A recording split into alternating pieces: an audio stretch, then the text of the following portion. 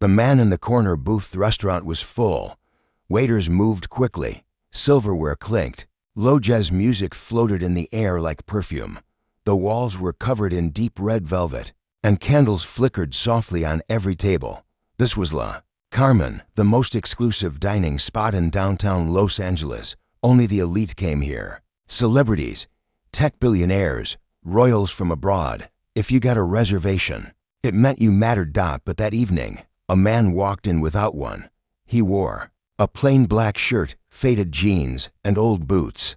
No entourage, no assistant, just him. And yet, people turned when he passed. It was Keanu Reeves. He nodded politely at the host. Just one, he said. The host, a young man named Bradley, glanced at the reservation list. Sir, we're fully booked tonight. Keanu smiled. I understand. I just wanted something small. A corner table would do. Bradley hesitated. He knew who Keanu was, everyone did. But he also knew the restaurant's policy: no reservation, no table. Before he could respond, the manager, Lauren, walked over. She wore high heels and a power suit and had been running the place for 6 years. I'll handle this, she said to Bradley. She turned to Keanu and gave a tight smile. Mr. Reeves, unfortunately, we are not able to accommodate walk-ins. Perhaps next time. Keanu nodded. Still calm. No problem. He turned to leave. But then a woman near the back stood up. She was older, wearing a simple dress, her silver hair tied neatly. You can have my table, she said, smiling. Keanu looked surprised. Are you sure? I've eaten enough nights alone, she replied. You look like you need peace more than I do tonight. He bowed his head gently. Thank you. Lauren stiffened. This was not going according to plan. But before she could object, the woman grabbed her coat and gently placed her hand on Keanu's arm. Enjoy your evening, she whispered. And she left. Keanu sat down at the table. He didn't pull out a phone. He didn't call anyone. He just looked around the room quietly, as if taking in something beyond the walls. Bradley brought over the menu, awkwardly. Would you like to see our specials? No thank you, Keanu said. I'll just have soup and bread. Bradley blinked. That's it. As he walked away, Bradley chuckled under his breath. Soup and bread at La Carmen. What a joke. Keanu sat in silence, watching the candle on his table dance with the breeze. Meanwhile, at the next table, a group of wealthy investors laughed loudly over their wine. One of them noticed Keanu and whispered to the others, look who's slumming. I bet he's broke. They laughed. What no one knew was that Keanu was not just there to eat. He was there to observe. Earlier that week, his foundation had shortlisted 5 high-end restaurants for a $3 billion wellness and nutrition initiative. The deal would involve new food labs, sustainable farming grants, and partnerships with chefs from around the world. The goal was simple: create beautiful meals that could also heal. But before signing, Keanu insisted on visiting each location alone. I want to see who they are when no one's watching. He told his assistant, should I book you a reservation under your name? She asked. No, he said. I'll go like everyone else. And so, here he was. At La Carmen, wearing boots, holding nothing but peace. When his food arrived, it was served without a word. The bowl of soup was half full. The bread was cold. Keanu said nothing. He ate slowly, gratefully, like a man enjoying the quiet more than the food. But then, as he pulled out a black card to pay, everything changed. Bradley's eyes widened. That's a Centurion card. Keanu nodded. Do you actually have the limit for that? Keanu looked up calmly. I wouldn't use it if I didn't. Bradley smirked and walked away. Behind the bar, he whispered to co-workers. He just pulled out the black card like he's royalty. All that for soup, they laughed. Lauren joined them. Unbelievable, she said. The man orders like he's in a soup kitchen and then flashes a black card. Classic Hollywood. What they didn't know was that a hidden camera, installed for security near the bar, was recording every word. Keanu paid quietly, left a large tip in cash, and walked out without another glance. He didn't tell them who he was. He didn't mention the billion-dollar project. He didn't defend himself. He simply left. But the story was only beginning. The next morning, the owner of Le Carmen, Mr. Jean-Luc Delacroix, received a short email. It was from Keanu's assistant. Please remove Le Carmen from consideration. We've made our decision. Jean-Luc frowned. He hadn't even known they were being considered for something. He replied, "May I ask the reason?" A reply came in seconds later. Poor hospitality, unkindness, judgment. Jean-Luc felt a chill run down his spine. He immediately called Lauren and demanded an explanation. She stammered, made excuses, tried to shift blame. But then came the final blow. The security camera footage had been reviewed. Jean-Luc watched it all. The mocking, the tone, the laughter, and he closed his laptop with a quiet sigh. He had just lost a deal worth $3 billion, and all because they couldn't treat a man with soup and silence like he mattered. But even then, the story wasn't done, because that older woman who gave up her table, she wasn't just any diner. Her name was Evelyn Hart, a retired teacher, a widow, and once a mentor to a teenage Keanu Reeves in Toronto, years before he ever became famous. She hadn't recognized him in the candlelight, but he had recognized her. And in his jacket pocket was the note she once gave him in high school. "You are more than what the world sees. Keep going." He had kept it for 30 years. And now, she had unknowingly given him something else. Her table, her kindness. Her whisper of dignity. And Keanu wasn't about to forget that again. What he did next would not only shock Evelyn, it would shock the whole world. And silence the laughter forever. The woman who gave him her table. Evelyn Hart sat at the edge of her small garden, gently brushing soil off her knees. Her flowers were in full bloom. Lavender, roses, daisies. She had tended to them for years with the same care she once gave her students. Every petal reminded her of a child she once taught, each with their own story, their own struggle. She hadn't planned to go to Le Carmen that night. In fact, she rarely treated herself anymore. But a friend had given her a gift card, and she decided why not. She never expected to give up her table to a stranger, and she certainly never expected that stranger to be Keanu Reeves. Now, 2 days later, she still didn't know who he was. She only remembered the way he said thank you, the way he bowed his head, how he smiled with his eyes and made her feel like she had done something important. Even though it felt like nothing. Inside her small house, the phone rang. "Mrs. Hart." A warm voice asked, "This is Jana from Riverstone Care Foundation. Mr. Reeves asked if we could reach you." Evelyn paused. "I'm sorry. Who?" "Keanu Reeves." The woman repeated gently, "He left something for you. May we come by this afternoon?" Evelyn stood frozen. "Yes," she whispered, "of course." At 2 p.m., a sleek black van pulled up outside Evelyn's modest home. 2 kind-faced women stepped out, holding a package wrapped in brown paper and tied with a silk ribbon. "This is from Mr. Reeves," one said. "He asked us to deliver it personally." Evelyn took it carefully, her hands trembling. Inside was a letter. "Dear Ms. Hart, when I was 16, you handed me a note after I failed an assignment. You didn't scold me. You didn't judge me. You wrote 6 words. You are more than you know. I've carried that note every day since. You saw something in me no one else did. And the other night, when you gave me your table without even knowing who I was, you saw me again. Thank you. With love and respect, Keanu." Beneath the letter was something else. A deed to a new home, Evelyn gasped. A beautiful cottage with a full garden and caretaker support had been bought in her name, completely paid off. The letter continued, "This is not a gift. This is gratitude. You helped shape me. Now let me return the favor." Evelyn sank into her chair, tears streaming down her cheeks. In all her years as a teacher, she never expected to be remembered.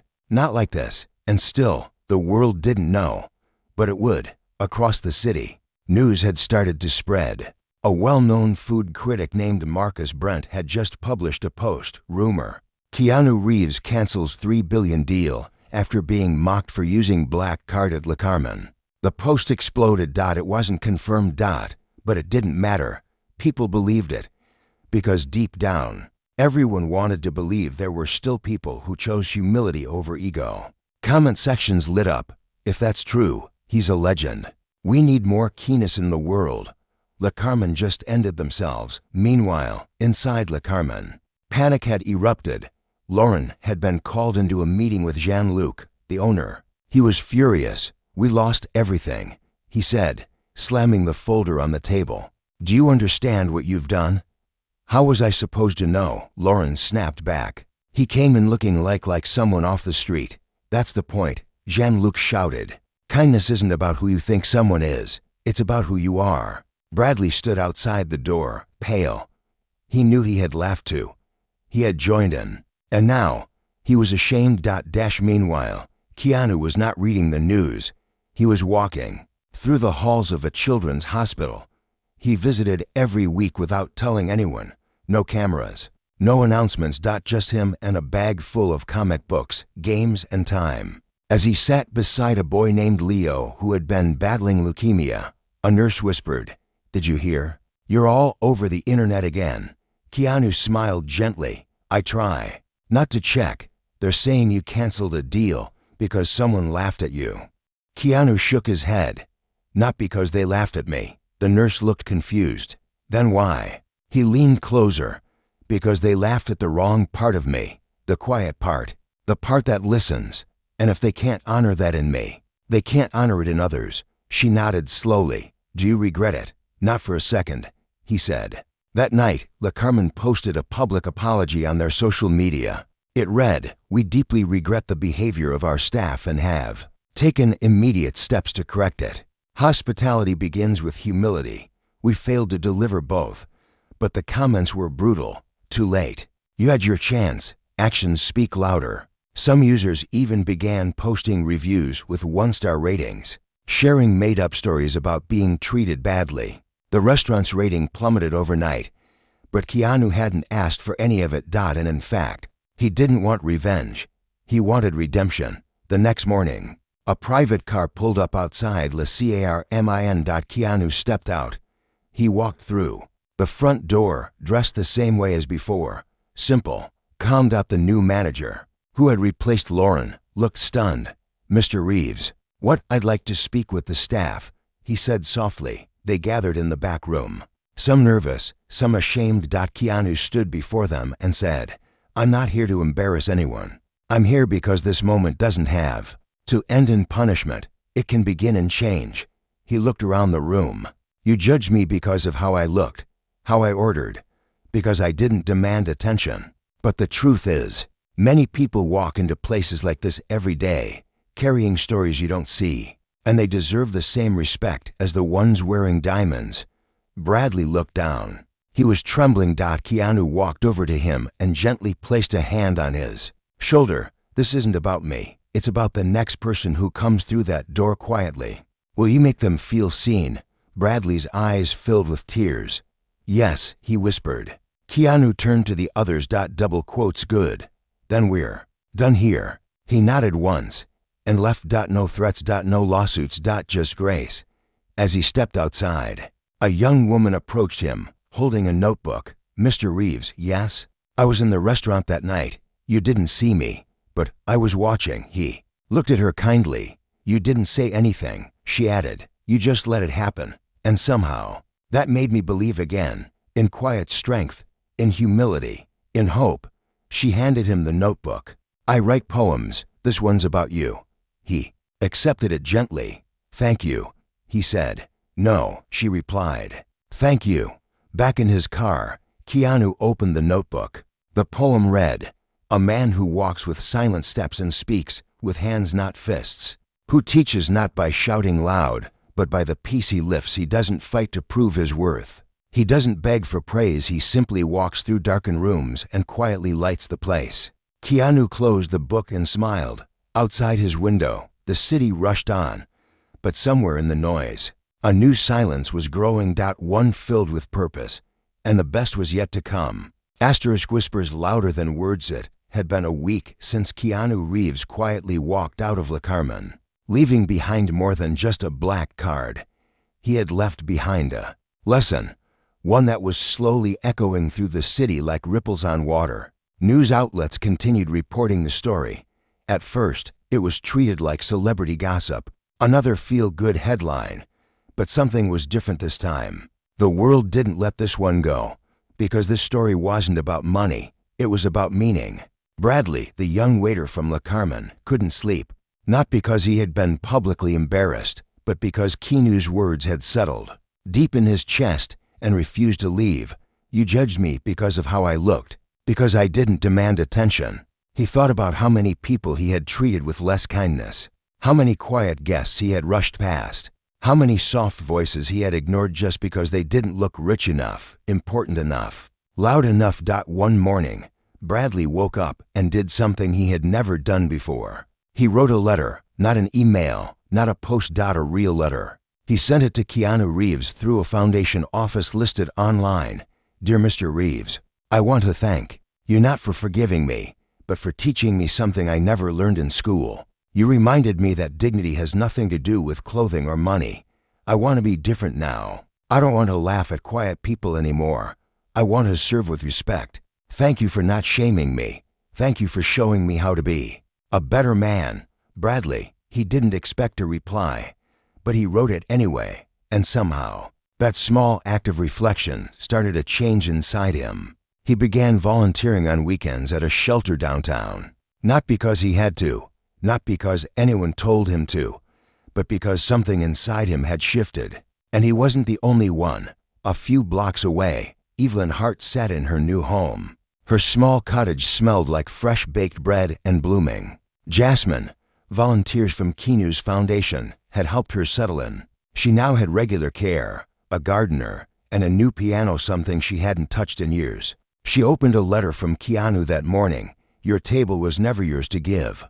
It was always meant for someone who listens with their heart. Thank you for reminding me that kindness doesn't need an audience. Beneath the letter was a note inviting her to a private dinner at a new restaurant, that not Le Carmen, but a new one Keanu had helped create. It was called The Table. There were no celebrity chefs, no designer chairs, no velvet walls. Just simple food, long tables, soft music, and one rule: everyone eats the same. Whether you were a billionaire or a baker, a doctor or a dishwasher, you were treated with the same warmth. The servers were trained not just in service, but in kindness. People weren't just fed, they were honored. And it began to draw attention. Quietly, gently, the opposite of the way most trends start. On opening night, Evelyn walked in and found Keanu already there, sitting at the end of a long wooden table. He stood and pulled out a chair for her. This place, she whispered, it feels like peace. That's the goal, Keanu said. What made you build it? People need more than food, he said. They need to feel seen. Evelyn looked around. There were no cameras, no paparazzi, just people, smiling, listening, sharing. You think one restaurant can make a difference? She asked. Keanu smiled softly. I think one whisper can move a mountain if it's honest, far away. In a city Keanu had never visited, a teenage girl named Marie sat in her room watching a subtitled video of Keanu's story. She was battling an eating disorder. She hated how she looked. She had stopped eating meals with her family because she didn't feel worthy. But when she saw the clip of Keanu being mocked for ordering soup and bread, and how he didn't defend himself but simply walked away with grace, something hit her. She closed her laptop, walked into the kitchen, and asked her mother, "Can we eat together tonight?" Her mother dropped a plate in shock. They sat, they ate, they cried. Keanu would never hear that story, but it belonged to him anyway. Back at the table, something unexpected was happening. More people started copying the idea. Small restaurants in different cities began changing how they served. Some dropped reservation policies. Some added signs that read, "You are welcome here, no matter who you are." But just as the movement was blooming, another headline exploded. Le Carmen sues Keanu Reeves for defamation over canceled deal. The restaurant's parent company had filed a lawsuit, claiming they had suffered reputational and financial damage due to rumors and internet reactions. Keanu's team received the legal notice. He read it silently. His assistant was furious. "This is ridiculous. They embarrassed you, mocked you, you gave them grace, and now they're punishing you for it." Keanu folded the paper calmly. "I'm not worried. We should go public, defend you. We already did," he said. When? When we built this place, he pointed to the table, where a man in a construction uniform was sharing bread with a woman in a pearl necklace. Both were laughing like old friends. This is the answer, he said. Not fighting. Not headlines. This, his assistant shook, her head amazed. I don't know how you stay so calm. Keanu leaned back. I've learned that the loudest people aren't always the wisest, and the best truth is the one lived, not spoken. The lawsuit sparked news again. Suddenly reporters were showing up at the table, hoping for drama. But they found none. One journalist named Emma attended a dinner, expecting to write a sharp piece. She left crying. Her article was titled, I came to find a story. I found myself instead. Weeks later, the lawsuit was quietly dropped. No money was exchanged. No statements made. Just silence and a kind of surrender. One night, Bradley walked into the table without a reservation. He had left Le Carmen and was now studying hospitality and ethics. He hoped to learn. He hoped to heal. He sat quietly in a corner. And Keanu, who noticed him, walked over with a bowl of soup and fresh bread. You again, Keanu said with a warm smile. Bradley stood, ashamed. I don't deserve this. Keanu placed the food on the table. We don't serve what people deserve here, he said gently. We serve what they need. Outside, the moon rose. Inside, people sat together who never would have before. No one asked about wealth. No one asked about fame. Only one question mattered. Are you hungry for more than food? And, for the first time, many found the answer. The table of second chances. The table had become more than a restaurant.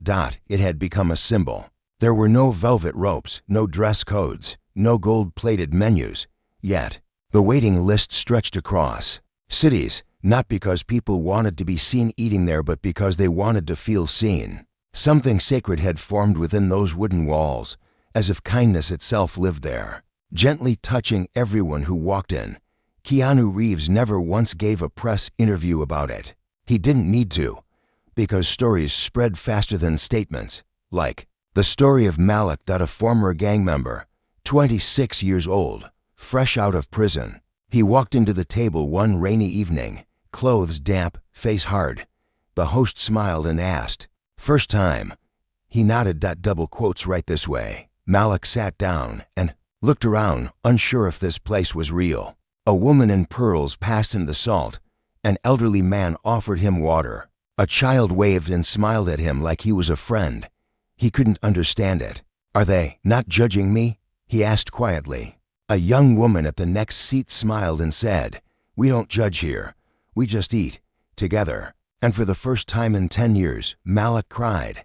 Meanwhile, Evelyn Hart had become a silent ambassador. She visited the table weekly, sometimes alone, sometimes with neighbors. She started a tradition of writing notes on napkins and leaving them behind for the next guest to find. They were simple. You are not alone. Your story matters. This seat waited for you soon.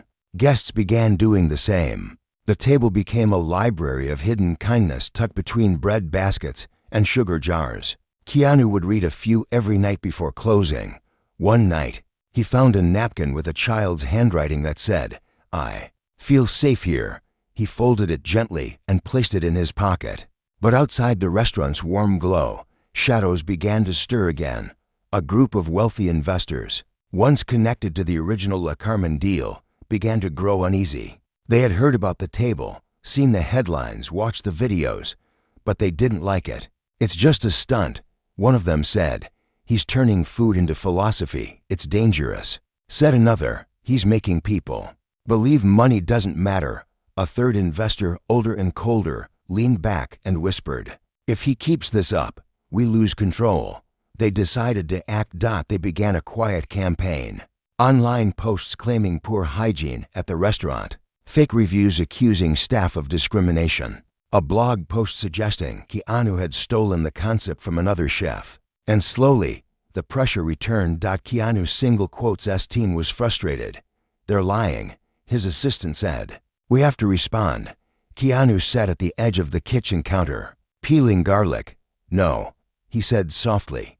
We respond with consistency. You can't just cook your way out of a smear campaign, she snapped. He looked up gently. Watch me. 3 days later, the table announced a new program called Open Hands. For every guest who paid for a meal, one meal would be prepared and delivered to a person in need. No forms, no proof of hardship, just trust. The media attacked harder. Reeves plays savior, actor or activist, too good to be real. But while they questioned, people kept coming. People who had once felt invisible. People who had stopped trusting in kindness. And slowly, something incredible began to happen. Other restaurants copied the model. First in San Francisco, then a small cafe in Lisbon, then a diner in South Korea. The table wasn't just a building anymore. It was an idea. And ideas, they spread like light. Meanwhile, back in Los Angeles, Bradley, the former waiter who once mocked Keanu, had finished his training. He returned to the table, this time not as a guest, but as a staff member. His first shift was nerve-wracking. He greeted guests with nervous smiles. He worried someone would recognize him from the La Carmen scandal, but no one mocked him. Not one guest gave him the look he had once given Keanu. Instead, one woman handed him a napkin with a note, "You are growing, keep going." He cried in the break room. Keanu found him there. "First day is tough," he said.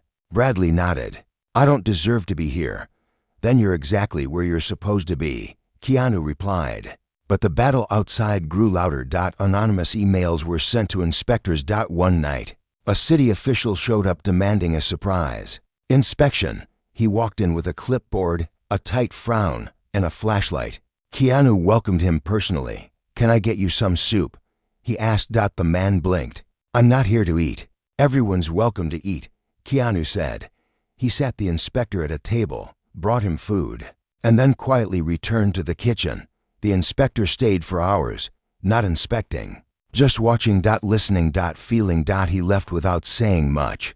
But the next morning, he returned in plain clothes and asked, "Can I volunteer here?" The smear campaign collapsed, because you can't destroy something built on truth, and more importantly, built with love. On the one-year anniversary of the table, Keanu hosted a private dinner. No celebrities. Just the forgotten. People who had once been homeless, alone, judged. Now they were thriving. A woman who had lost her son now ran the dessert counter. A man who had been evicted now trained new servers. A boy who had been too shy to speak now welcomed guests at the door. Keanu stood at the head of the table and raised a glass of water. "To the ones who were laughed at," he said. "To the ones who were told to leave. To the ones who were unseen." He looked around the table. "May you always find a seat, and may you never forget to offer one." They clinked glasses. No wine. No champagne. Just water. Because what they had didn't need dressing up. It was pure. Outside, Evelyn sat on the bench near the entrance. She smiled at every guest who passed. When someone asked her why she came every night, she said, "I gave him a table once, and now he's given the world one." But something was coming. Something no one expected. Not hate. Not scandal.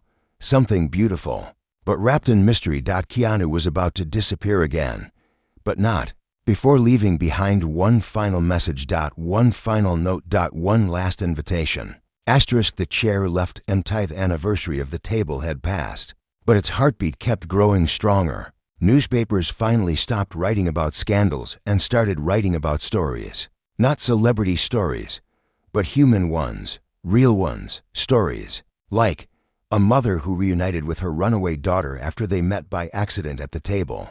A grieving widow who began baking again and found a second family in the kitchen. A former addict who now hosted a storytelling night once a week, helping others find their voice. The walls of the table had become sacred without a single sermon.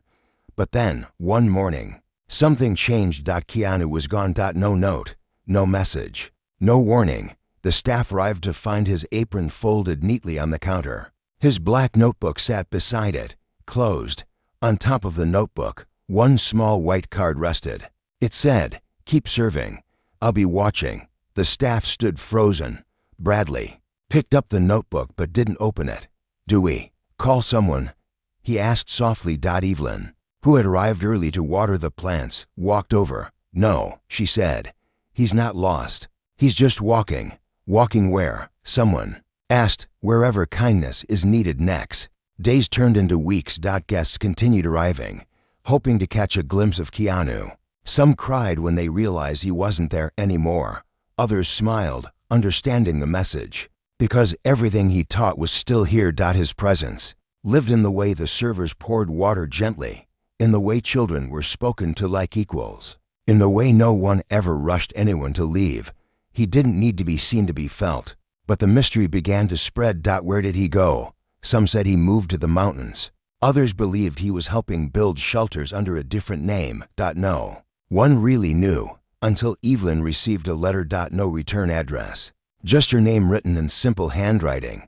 She opened it slowly. Inside was a note. Dear Ms. Hart, thank you for giving me your table that night. I'm building one more, the last one. It won't be public, it won't be famous, but it will matter. You'll know where to find it. Follow the quiet. The next day, Evelyn packed a small bag. She didn't tell anyone. She boarded a train, then a bus, then walked along a dusty road lined with sunflowers. At the edge of a forgotten field stood a small wooden cabin, and next to it, a handmade table under a willow tree. Keanu sat there, sanding one of the chairs. When he looked up, he smiled like he'd been expecting her. You came. Of course I did, she replied. She sat down at the table. No menus, no servers, just a jug of water and 2 cups. They sat for a long time without speaking. Finally, she asked, why here? Because this is where people don't come for attention, he said. They come to rest. Who's it for? Anyone who gets lost along the way. Meanwhile, back in the city, the table was running as if Keanu had never left. Bradley now managed the place with grace. He implemented something new called the listening shift, an hour each day, when no one could talk unless someone asked them a question. It became the most peaceful hour of the day. The napkin notes still filled the walls. Guests still came from all over the world. But now they came not to see Keanu. They came to hear themselves. One night, Bradley gathered the staff. I've been thinking, he said, holding the black notebook Keanu left behind. Everyone leaned in. Maybe we open it. They hesitated. Some nodded. Others weren't sure. Finally, Evelyn, who had returned from the field, smiled and said, open it. Bradley opened the first page. There were no business plans, no recipes, no instructions. Just stories. Short sentences written by Keanu over the past year.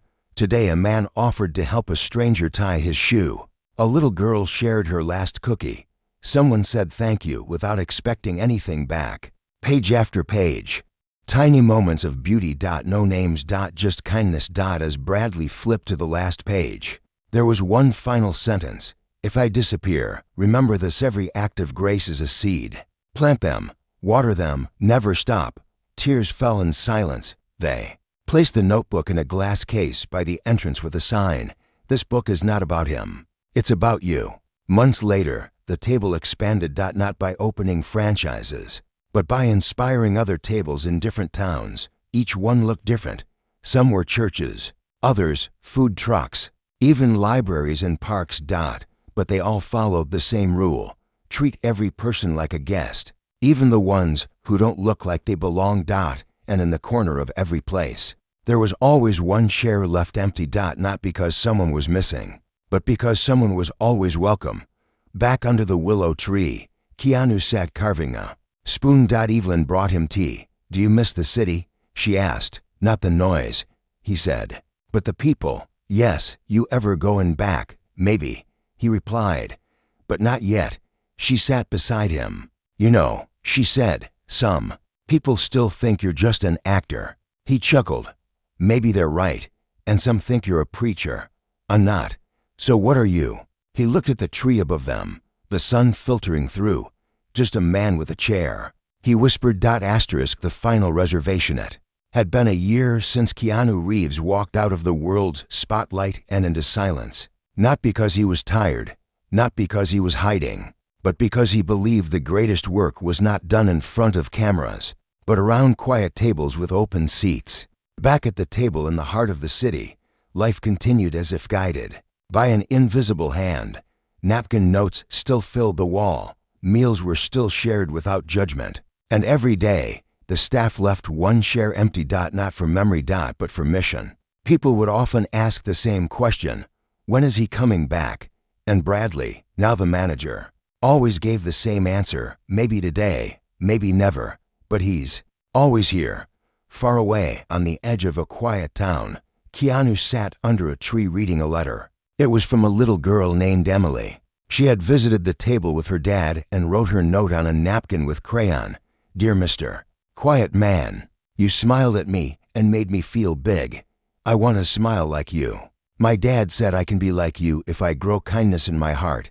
Is that true? Keanu folded the letter and looked at the sky. Yes, Emily, he whispered, it's true.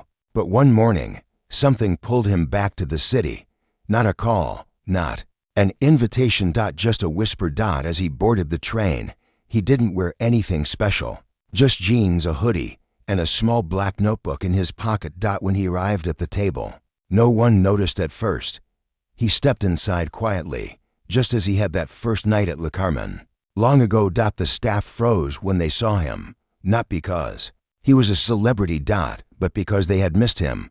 Bradley walked over and hugged him tight. We saved your chair, he said. Keanu smiled. I didn't need a chair. I needed to see the garden. He looked around the room. A mother feeding her child. A lonely man smiling for the first time in days. A group of students discussing their dreams. Over rice and lentils. He sat in the corner and observed. And then he took out his notebook and started writing. This time, everyone watched quietly. He stood up, walked to the front. And said, I want to tell you something. The room went still. I came here years ago because I was tired. I was tired of being seen only when I was on a screen. I was tired of people measuring my value by what I wore, what I ordered, or who I sat with. He paused, but one woman gave me her table and reminded me that kindness doesn't ask questions first. It just gives. He looked toward Evelyn, who sat wiping tears from her eyes. This place wasn't built by me. It was built by her. By you. By every person who came in hungry, not just for food but for dignity. He took a breath. Today, I want to give you my final reservation. He held up the notebook. Inside this book are names, not of donors, not of partners, but of every person who changed someone else's life inside these walls. He handed it to Bradley. You keep it now. You write the rest. Bradley nodded, holding it like a treasure. Keanu turned to leave, but a voice stopped him. Please, said a girl near the door. Can we take a photo with you? Just one. Keanu smiled gently. Of course, he said. But he didn't stand in the center. He stood in the back row, next to the dishwasher, smiling quietly. The picture would later be framed near the entrance, with a small sign below it. This is not the founder. This is a reminder that anyone can start something beautiful just by giving someone a seat. Years passed. The table became more than a restaurant chain. It became a global movement. In hospitals, in schools, in refugee camps, in prisons. Anywhere someone was hungry for more than food, a table appeared. Not always wooden, not always with candles, but always with kindness. And in a tiny village in another country, a little girl named Emily stood beside her school lunch table and pulled out a folded napkin. On it she had written, "You are important." She slid it across to a boy who had been crying quietly. He looked at her. She smiled, and he smiled back. Keanu would never read that napkin, but it carried his handwriting anyway. In his final years, Keanu was seen less and less, but sometimes stories would surface.